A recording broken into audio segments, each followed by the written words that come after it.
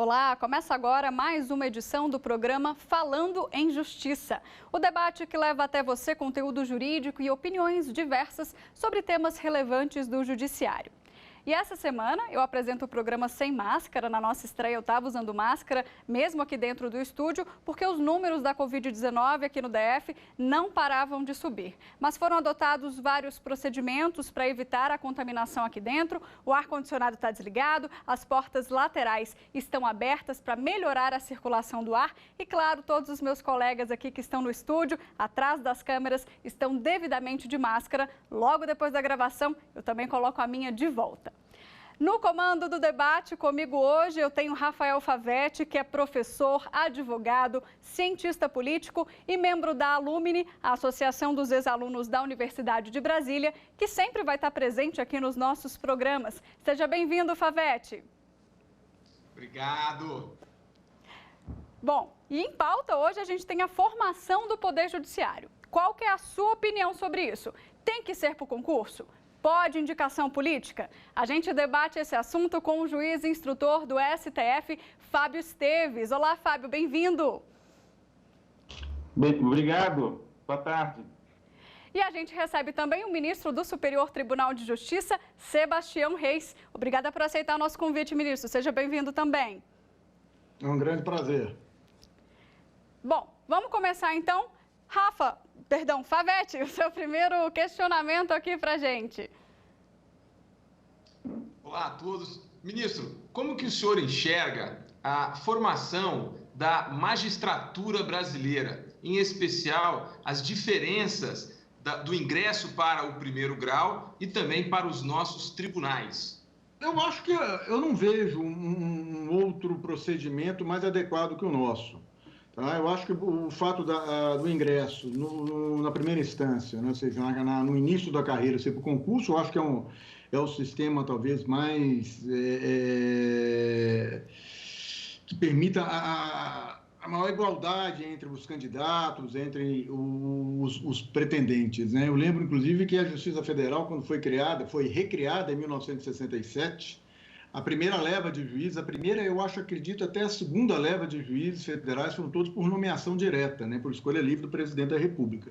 E depois acabou evoluindo e chegamos à questão do concurso público, que eu acho que é melhor. Quanto a dos tribunais, eu acho também que o sistema é correto, ou seja, dentro daqueles que vão subir dentro da própria magistratura, há a possibilidade da escolha por merecimento e há uma possibilidade da escolha por antiguidade.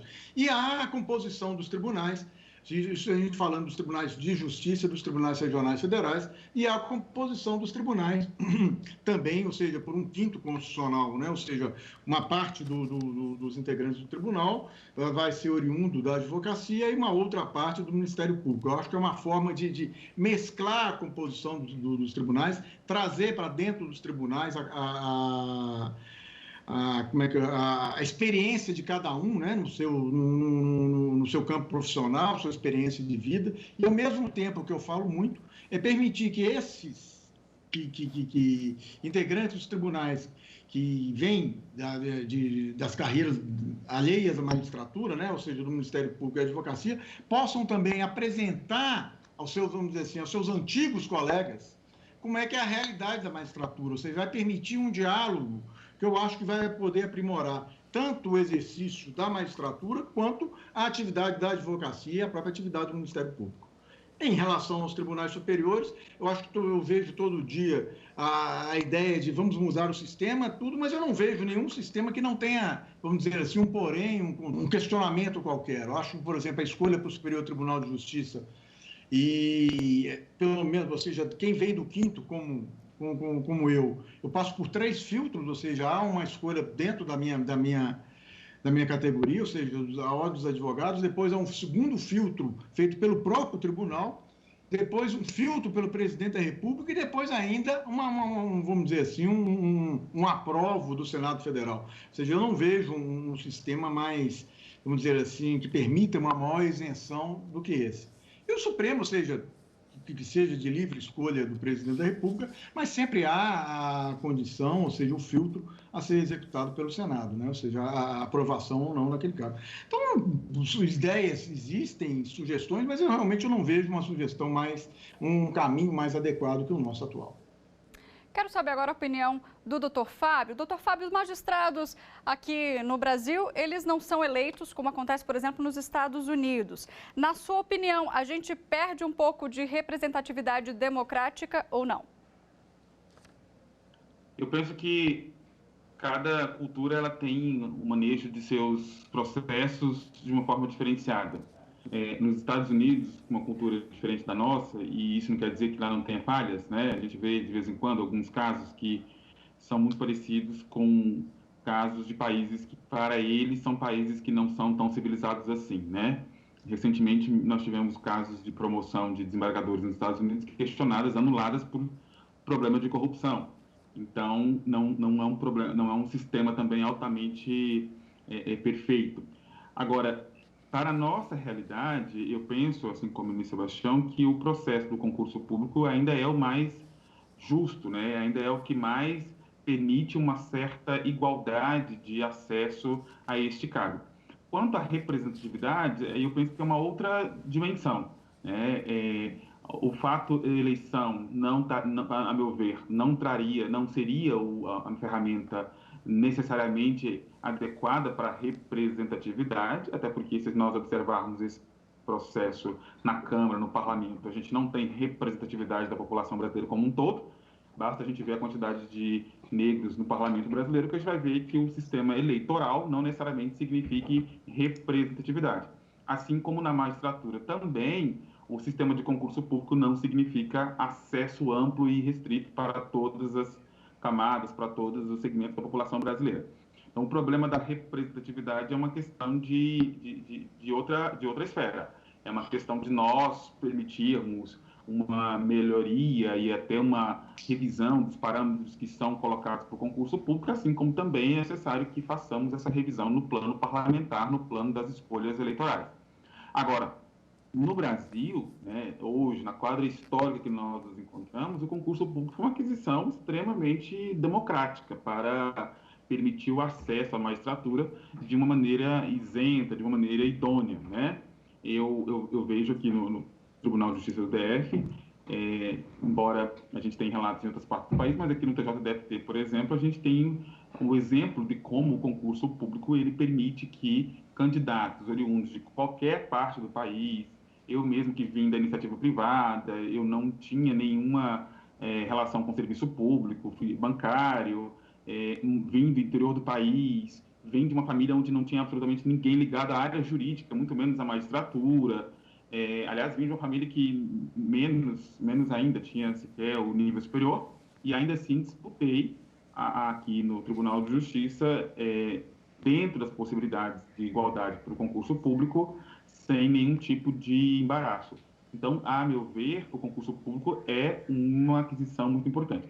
O que significa dizer que o concurso público seja a única forma de adentrar a magistratura, né? A gente tem os processos do quinto constitucional, e no STJ um quinto um pouco diferenciado, e eu vejo que isso não significa dizer prejuízo para a prestação jurisdicional. Assim como nós teremos excelentes profissionais vindos de concursos públicos, também teremos quinto, assim como teremos péssimos profissionais selecionados pelo concurso público. Eu penso que o concurso público, por mais que ele tenha lá um filtro, uma seleção, isso não significa dizer que vai barrar todo qualquer tipo de profissional que não tenha as competências adequadas para aquilo. Infelizmente, há os desvios padrões e vai escapar a entrada de algum profissional que não tenha a competência ou a vocação para esse exercício dessa função. Assim como acontece no quinto também. Evidentemente, teremos, por uma razão ou outra, as mesmas situações. Agora, o que eu penso de importante para a formação da magistratura brasileira é o investimento em educação dos magistrados, né?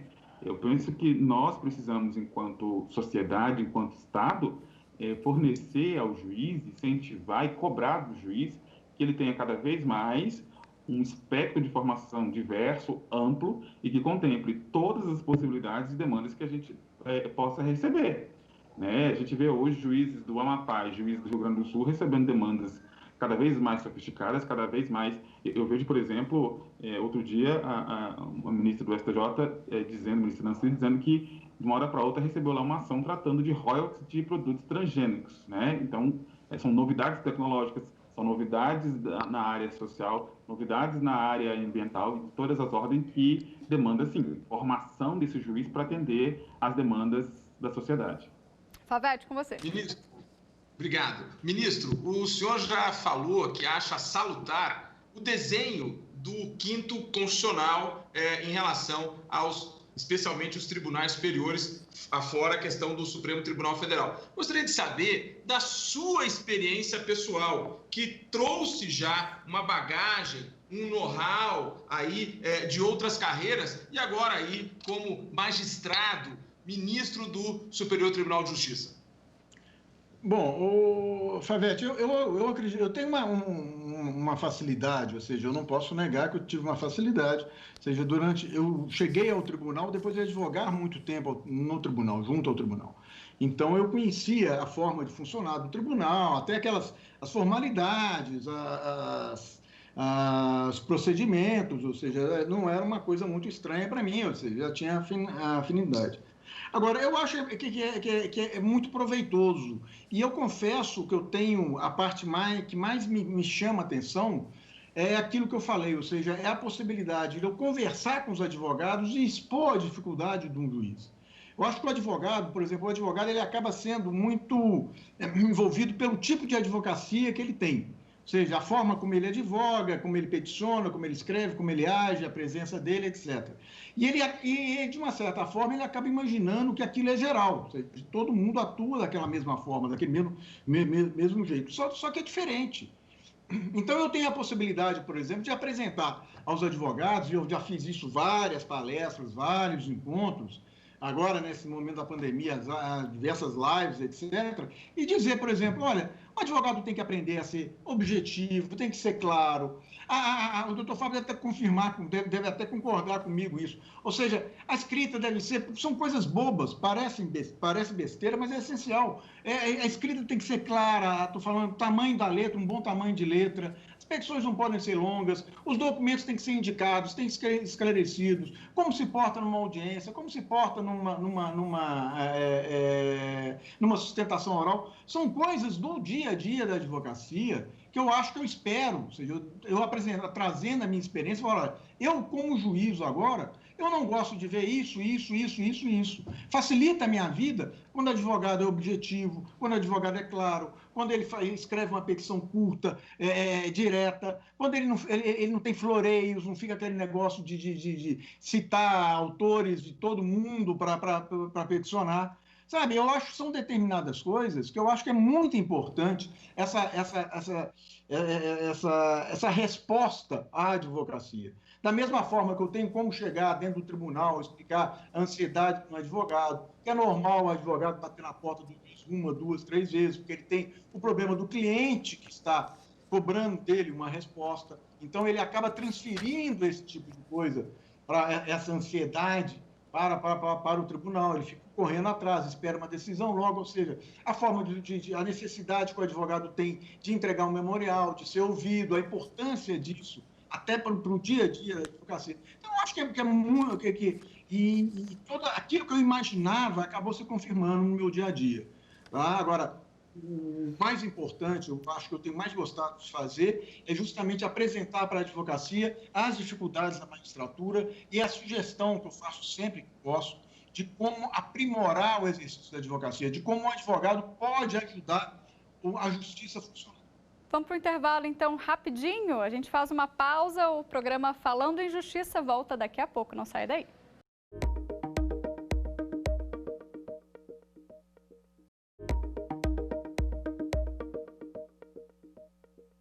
Estamos de volta aqui com o programa Falando em Justiça. Hoje a gente discute a formação do judiciário. E os convidados são o juiz instrutor do STF, Fábio Esteves, e também o ministro do STJ, Sebastião Reis. Vamos seguir então com o nosso bate-papo aqui. Pergunto para o doutor Fábio, existe alguma diferença, doutor, na sua opinião, entre aquele magistrado concursado e o indicado pela categoria da classe? Não. eu não vejo diferença. Enquanto magistrado, não. Como eu disse, eu penso que não é a escolha que define a vocação do profissional. Assim como nós temos juízes concursados que não são vocacionados para a função, nós temos juízes que são oriundos do quinto constitucional, são muito vocacionados, né? Eu, por exemplo, sou juiz instituto do ministro Edson Fachin, que foi indicado para o Supremo Tribunal Federal, vem da advocacia, e eu não conheço um magistrado melhor do que o ministro Fachin quanto à sua sensibilidade com problemas sociais, com o tecido social em que ele vive, com a amplitude do pensamento, da visão que o ministro Fachin possui em relação ao Brasil, em relação aos direitos fundamentais, em relação às carências que nós tanto precisamos entender para concretizar a Constituição. Então, eu não vejo essa diferença quanto à origem do magistrado, que pode ter, e como eu disse, a gente precisa aperfeiçoar ambos os sistemas, como essa escolha vai ocorrer em matéria de acesso, em matéria de possibilitar uma igualdade, né? E aí é claro que vai depender da OAB, vai depender do Ministério Público e, claro, da magistratura também, tornarem os seus instrumentos de seleções mais aptos a garantir a igualdade. Aqui em Brasília, por exemplo, eu vejo que a OAB tem feito um processo seletivo quase que uma maratona, né? Tem credenciamento, depois tem eleição pelos membros, depois tem eleição pelo conselho, depois tem eleição pelo tribunal e depois tem ainda a escolha pelo presidente da República. Então, me parece que entre os advogados de Brasília não vejo dificuldade em matéria de igualdade para acessar o tribunal. Agora, se esse juiz que vem de fora, vem do quinto, é ou não mais bem preparado, isso não é uma questão do problema do quinto em si. É o problema de estabelecer o requisito e, assim como também se estabelece os requisitos para o concurso, né? Claro que, como eu disse, ambos os sistemas têm que garantir a igualdade. E claro que ambos os sistemas têm que não comprometer a igualdade com algum tipo de política, com algum tipo de relação que compromete não só o quinto, como também comprometeria o concurso da magistratura. É provável que o ministro Sebastião tenha conhecimento de que vários tribunais, eu venho do interior do país, era muito comum na lista dos aprovados do concurso público nomes conhecidos, nomes que de fato não estavam ali por competência nos exames que foram realizados. E isso foi aperfeiçoado, está sendo aperfeiçoado, não pode dizer que não tem isso até hoje. Então, eu penso que não distingue a capacidade e a competência de um magistrado à origem de onde ele veio. Como eu disse, podemos tanto ter problemas com magistrados que vieram no quinto, problemas de magistrados que vieram pelo concurso. Aliás, doutor Fábio, o senhor mencionou que o senhor está como juiz instrutor do ministro Fachin. A sabatina do ministro Fachin, acho que foi uma sabatina mais longa da história. Foi algo em torno de 12 horas, assim, em relação à sabatina do ministro Fachin, né? Eu queria perguntar ao ministro Sebastião Reis acerca de algo que o doutor Fábio já falou, que os Estados Unidos têm uma situação diferenciada. Então, talvez por isso lá há a possibilidade de alguns magistrados, em alguns locais, serem eleitos, né? A pergunta é: há espaço no Brasil, ou seria, enfim, de se pensar a mudança de ingresso para o primeiro grau? Isso é, há espaço de pensar de uma eleição para determinado tipo de matéria, para juízes, etc. Lembrando que no tribunal do júri, né, ministro, nós temos aí o corpo de sentença formado por pessoas populares, né? Qual é o seu pensamento sobre isso, ministro? Olha, Valete, eu acho que, como bem o Fábio colocou logo na primeira manifestação dele, eu acho uma questão cultural e nós não estamos preparados para esse tipo de coisa. Até porque eu acho que a atividade jurisdicional é uma atividade técnica, extremamente técnica. Eu acho muito perigoso você deixar o juiz, e é o bel prazer da vontade popular, ou seja, ele vai decidir, muitas vezes, pensando, vem cá, por exemplo, o ingresso nos Estados Unidos, que eu sei, que eu imagino que seja, não é nem o cargo vitalício, ou seja, na primeira instância, ele sempre vai ter a necessidade de submeter uma outra eleição para continuar no cargo, etc. Eu acho isso muito delicado, ou seja, o juiz tem que começar a pautar um risco muito grande, o juiz começar a pautar as suas decisões com base pensando na próxima eleição, ou seja, se aquela decisão vai agradar o eleitorado X, Y, Z, ou seja, o perfil do eleitorado, e eu acho que isso você vai acabar desvirtuando a própria atuação da magistratura. Eu acho que, inclusive, uma das grandes vantagens do nosso sistema é todas as garantias que é dada ao juiz. Né? Ou seja, o juiz pode decidir, ele tem a vitaliciedade, ele não pode ser transferido, ele não pode ter o direito dele de exercer aquela profissão cerceado nem nada. Ele tem a livre consciência, hoje, inclusive, é uma grande discussão até a própria obrigação do juiz se vincular ou não aos precedentes, às súmulas, etc. Então, eu acho que a nossa estrutura, eu entendo ela muito mais, vamos dizer assim, ela propicia uma maior garantia ao cidadão. Eu acho que o cidadão tem a certeza de que ele vai ser julgado por alguém que tem toda a garantia de decidir de acordo com a sua consciência, com o seu entendimento. Ou seja, ele não vai ser levado a uma pressão popular, a prestar contas a alguém. Ou seja, ele é concursado, ele entrou ali, pronto, acabou, ninguém mais tira ele de lá, ele vai poder decidir de acordo com o que ele acha que é correto. Né? Ministro, nesse sentido, desculpa te interromper, volta e meia há tentativas de modificação via Congresso Nacional, não só da forma de ingresso, mas da forma de permanência. Isso é, há uma ideia antiga até de oferecer mandatos para os magistrados, isso é, para que eles cumpram um período determinado dentro da magistratura, não é? O que o senhor acha disso também? Eu acho que a questão dos mandatos é mais principalmente para os tribunais superiores, em especial o Supremo Tribunal Federal, né? Olha, Favete, eu não sei, eu realmente não tenho uma posição firmada em relação a isso. Eu acho, ao mesmo tempo que você fixar mandatos, você vai ter uma facilidade de permitir uma maior rotação, né, do tribunal, ou seja, uma maior, vamos dizer assim, oxigenação, né? Você vai impedir que aquela situação de um ministro ficar 20 e tantos anos no tribunal, né? O que emperra um pouco, eventualmente, as mudanças de posicionamento, né? Eu acho que o tribunal tem sempre que acompanhar a realidade que acontece, ou seja, eu sempre falo que a realidade é muito mais criativa que o legislador, né? Então o juiz tem que estar atento a isso. É muito difícil a legislação acompanhar. Daí a importância da magistratura, em especial de um Supremo Tribunal Federal, de um Superior Tribunal de Justiça, de um Tribunal Superior do Trabalho, do Tribunal Eleitoral, que é justamente ir acomodando a legislação existente a essa realidade nova que vai surgindo a cada dia. E quanto a essa questão da fixação do mandato, eu não sei, eu tenho uma certa dificuldade de compreender, ou seja, eu não sei exatamente como é que funciona lá fora. Eu fico perguntando, a situação, por exemplo, de um juiz, ele vai ao tribunal, vai ao Supremo Tribunal Federal, fica 9 anos, ele volta depois para a magistratura, será que ele vai ter algum conforto, um desconforto?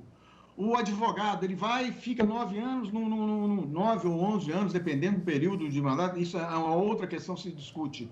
Ele vai voltar para a advocacia, ele vai ter um período de quarentena, ele vai poder advogar junto ao próprio tribunal. Ou seja, uma série de questões também, eu acho que são decorrentes dessa chegada e dessa saída, que eu acho que precisam ser discutidas. Agora, doutor Fábio, quero saber a sua opinião, vamos trazer um pouquinho para a realidade. A gente está aqui nesse cenário, pandemia, né? Todo mundo usando a internet, todo mundo trabalhando remotamente. No judiciário não está sendo diferente. Na sua opinião, esse cenário pós-pandemia, quando a gente acabar, ficar livre do coronavírus, o judiciário, ele abre assim uma janela para alguma mudança significativa que a gente adquiriu durante esse período? Com certeza, né? Eu acompanho aqui no TJDFT todo esse processo durante e também o que está sendo pensado e organizado para a pós-pandemia, e o que nós estamos vendo é que grande parte do trabalho que nós realizávamos anteriormente na via presencial, ele migrará para a via remota. Segundo o levantamento do nosso tribunal, este ano a economia chegará em 500 milhões de reais, com uma série de despesas que durante a pandemia não estão sendo executadas em razão da não presença de pessoas nos ambientes de fóruns e unidades judiciais. Então, é provável que nós tenhamos aí uma redução grande da oferta de prestação jurisdicional da maneira como víamos anteriormente, né, com a presença do jurisdicionado o tempo todo no fórum. Então, eu penso que o caminho é quase que sem volta. E claro que algumas questões, como o Tribunal do Júri, eu não consigo fazer de forma remota, mas outras a parte administrativa do tribunal, por exemplo, hoje está funcionando perfeitamente bem, sem a presença dos servidores ali nas dependências do fórum. Então, certamente nós teremos, sim, mudanças substanciais na maneira de como a instituição funcionará na pós-pandemia. Ministro, o senhor acha que nessa linha aí que o doutor Fábio falou, quer dizer, o uso de aplicativos na pós-pandemia, ele pode virar um padrão para o Poder Judiciário? Eu não falo só por exemplo, da questão da videoconferência, como falou o doutor Fábio, mas, por exemplo, o uso de aplicativos do celular para intimar alguém, alguma coisa assim. Favete, eu acho que tudo deve ser um passo de cada vez, né? Ou seja, eu acho eu acho nem tanto ao mar, nem tanto à terra. Eu acho que nós vamos ter que verificar como é que as coisas vão funcionar no dia a dia, ir aperfeiçoando. Eu acho que nós não podemos ir, ou seja, é claro, é um novo mundo que nós vamos estar vivendo. Eu concordo plenamente, ou seja, no tribunal, o meu gabinete, eu acho que metade dos servidores já trabalhava no home office. Eu acho que eu vejo só ganho com isso, né? Acho que o tribunal continua funcionando, mas faz muita falta o contato direto. Eu acho que ainda o juiz precisa ter o contato, às vezes, com a testemunha, precisa ter o contato com o réu, tudo. Eu tenho muito medo dessa questão da videoconferência de se tornar não mais exceção, de se tornar a regra, sabe? Eu acho que a gente tem que olhar isso com muito cuidado. Eu estou participando de uma comissão do CNJ, onde está se discutindo o uso da videoconferência no processo penal, e nós já apresentamos e foi aprovado pelo CNJ uma primeira resolução que cuida da questão da pandemia, ou seja, porque a própria situação da pandemia é uma situação diferente da situação da normalidade, que eu espero que a gente volte em breve. Ou seja, tem várias questões, por exemplo, como que você vai fazer com a testemunha? A testemunha vai poder ser ouvida no escritório do advogado? Mas vem cá, e o controle para saber do ambiente, se ele está sendo influenciado de alguma forma, né? Ou seja, nós vamos ter que estabelecer um local, ou seja, o juiz necessariamente vai ter que estar no fórum, o réu solto, o réu preso, o tratamento diferenciado dos dois, como é que vai acontecer? O contato entre o réu e o advogado, como é que você vai garantir o sigilo desse contato? O advogado vai ter que estar no mesmo ambiente, ele vai ter que estar se ele estiver num ambiente diferente, como é que ele vai controlar? Então, há uma série de coisas práticas do dia a dia que eu acho que nós vamos ter que evoluir. Ainda falando nessa esfera penal, vou chamar aqui o doutor Fábio, porque ele trabalha com isso. Existe algum prejuízo, doutor Fábio, para o réu nessa história toda de fazer tudo online, na sua opinião? Olha, depende do processo, depende da complexidade do processo. Conforme o ministro Sebastião colocou, é difícil fazer, por exemplo, um tribunal do júri via videoconferência. É quase impossível nós hoje fazer uma instrução de crime sexual via remota. É impossível hoje a gente tratar de algumas questões mais sensíveis na via remota. E aí isso significa um prejuízo não só para o réu, mas como para as partes também. Agora, crimes que vai envolver a suspensão condicional do processo, por exemplo, crimes que são muito mais policiais como testemunhas, aí se torna mais fácil, né, a gente fazer o processo via remota quase por inteiro. Agora, como eu disse, algumas questões sensíveis nós teremos que nos atentar e tomar o cuidado e excepcionar, evidentemente, desses procedimentos. De caso de violência doméstica, caso de crime sexual, caso de júri, eu penso que nós temos uma limitação aí para continuarmos na exclusividade da via remota. E tem um outro problema que eu acho, que é a realidade brasileira da estrutura do judiciário brasileiro, né? Ou seja, nós temos, assim, o Brasil é um país desigual. Então, a estrutura de funcionamento da justiça em São Paulo é uma, no Distrito Federal é outra. Agora, você pega no Amazonas, a própria distância entre as cidades, muitas vezes em que você precisa se deslocar, você precisa usar barco, demora 2, 3 dias, né? Então, uma série de coisas, tem problema da internet, a internet não é suficiente, é falha, não é garantida. Então, uma série de coisas que nós vamos ter que realmente achar, inclusive, soluções para esses diversos problemas da nossa realidade. Essa desigualdade pode ser tema aí para um próximo programa. Esse nosso tempo chega ao fim, ministro. Muito obrigada pela sua participação aqui com a gente. O prazer foi todo nosso. Doutor Fábio, muito obrigada também por ter aceitado o nosso convite. Eu agradeço. Obrigado. Agradeço também o Favete, que está aqui comigo. virtualmente, mas em breve a gente vai ter alguém aqui. Obrigado a todos, especialmente ao Fábio e ao ministro Sebastião Reis, 2 egressos da Universidade de Brasília. Chegamos ao fim, então, do nosso programa. Agradeço, além dos nossos convidados, você também aí de casa que esteve conosco até agora. Gostou do programa? Quer rever? Acesse o nosso canal do YouTube, TV Justiça Oficial. Te espero semana que vem. Tchau, tchau.